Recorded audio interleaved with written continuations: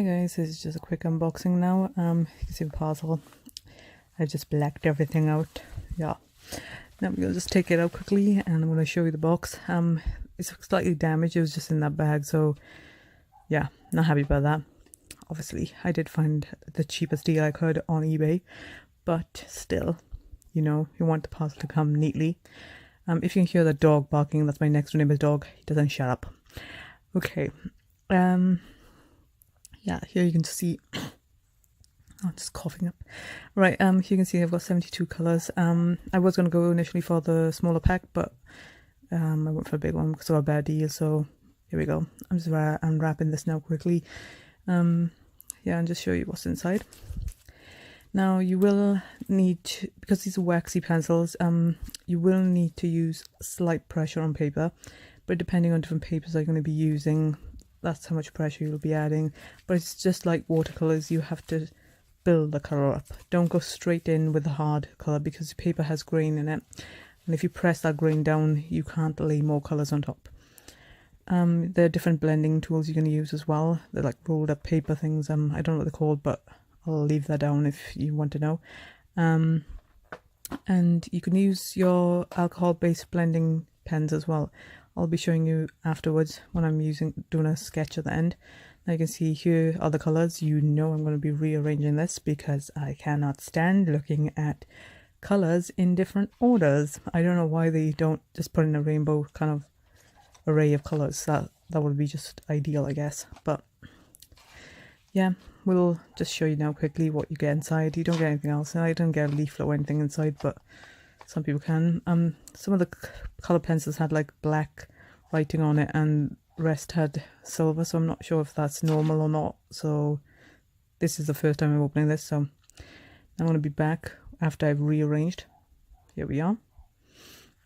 Now you can see the colors are in a nice rainbow order from red, orange, yellow, greens, and then blues to purples, and you have neutral tones and like skin tones, and then we go to our natural browns to black, white, and some kind of cool colors and sandy colors to our gray tones. Now, yeah, I'm obviously, I'm glad that they come sharpened because it would have been a pain to sharpen the whole thing. Here you can see I've put them back in the box now, and I'm going to show you my color swatch that I've already put on thin card inside my tin lid, so it'll just be easy to go back to it as a reference. Here I've just done the swatch. They're nice and bright colors, but people say that if you use tan color it's better because the light colors show up more on it. On the white paper it just kind of fades out, but I can see some of it.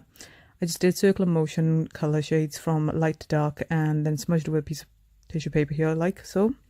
You can use any blending tools, like I said, but I just wanted to see how it shifts. The darker colors had more pigments, I think, and they would shift more quicker. The silver and the, I think it's a metallic gold, they do have a slight shimmer to it. I don't know if it's just because it's waxy, I think it has, but I don't know. If you have one, just try it out and see if you can see a bit of glitter particles, but I think I could notice some, so I don't know. Yeah, now we're just going to head over to a quick sketch that I did. Obviously this is on layer paper I'm going to be doing, and yeah, I started with skin tone. Here I'm just using the pencil straight onto it, but you will, if you are trying to go for a realistic look, you might need a few different shades and slightly build the pressure. Don't go straight in hard. This is layer paper, so it's quite thin paper. I don't know if it's reacting different on this paper than on if I was using watercolor paper or slightly thicker card, so try it out different papers, and it's just all trial and error really. But this is the first time using this. Is just a quick sketch. I just want to show you how I'm doing this. I'm going to show you a few different techniques inside, so just keep watching. But here I'm just using skin colors, pinks, and just blending them, building the color up. It was slightly waxy on my color raised pencils, but it's the same principle with any colors. I think you can just smudge them with some papers and it should shift, and that just eliminates the white paper showing through, but if you want that you can have that. Here I'm just using my Copics on first the layout paper, then I'll build over it with color pencils just to see how it reacts, and then I'll be using the ProMarker Blender pen. My Copic ones has already run out, so yeah, you just need any blender pen, basically, marker one, which has alcohol in it. All of them do. And this one, yeah, what I'm going to do is dedicate one of my ProMarker Blender pens to just using over the pencil, my Prismacolor premium pencils, because it does leave a waxy residue on the tip of the pen. And as you can see, I'm just building the colour up here. Sometimes I wish I just stopped and didn't colour it in. The eyes just went into a pain afterwards. I wish I didn't do it, but you'll see what I mean. But here you can see now, I'm just going to grab the pencils and just build over this now. At some points I do think that maybe I didn't put a lot of pressure in some places, maybe I shouldn't have put too much on, but yeah, this was the first time I was just trying to do, just to add a little video at the end, because some people just complain about I don't add any videos in, and I talk too much, but yeah, this is my video, guys. If you don't like it, that's your problem. And here, yeah, as you can see, I'm just building over it now at the bottom, just some nice bright colours. That actually blended really nicely with the pencil, so try to not go for the similar colours, try to go for a slightly different colour range, if you get what I mean, in the new pack that you get, because it might give you better, much more better blend. Now, as I can see grainy lines, I'm just going over with my white pen as well in between, but I will grab a piece of tissue afterwards and then just smudge it. But if you have any smudging tools or anything like that, you can use that just to smudge it out. It doesn't obviously take the waxiness away from the paper. You can still see the shine to it when you tilt the paper to the side, but this kind of just helps it to just blend out a little. And then I go back in again with a white, because I just kind of wiped that all over. I was trying to do the shine lines. But anyway, I go back over then with my, once I've done some little stars and everything, but I've just added,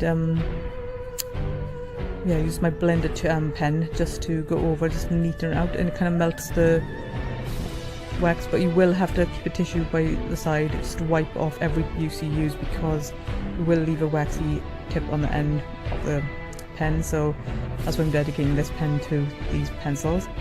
But yeah, I will be trying this out on my watercolor paper soon, but I just wanted to show you how it works here. Now here I'm just directly going to the bow with three different shades of pinks, and yeah, I will be using the blending pen, and you'll see how it melts. Some people do use, because obviously I'm going for a comic look, it doesn't really matter that I'm using black lines and everything with this, so that just melts in down nicely. And I didn't use anything else, just use that blender pen. My eyes, I totally messed this up as well. I just kind of wish that I stopped at some point and just left it, and yeah. And then I thought my eyes, one eye's bigger than the other one. I was like panicking, I was thinking, oh, I'm going to give up here. And then I was like, oh no, let's just finish this off. I will go over this now with like a black pencil, because I can see on my fineliner the waxy residue, and I didn't want to take my fineliners over this because I don't want that on the pen as well. So I do take my black pencil, color pencil, and just go over it, because it's a comic kind of look.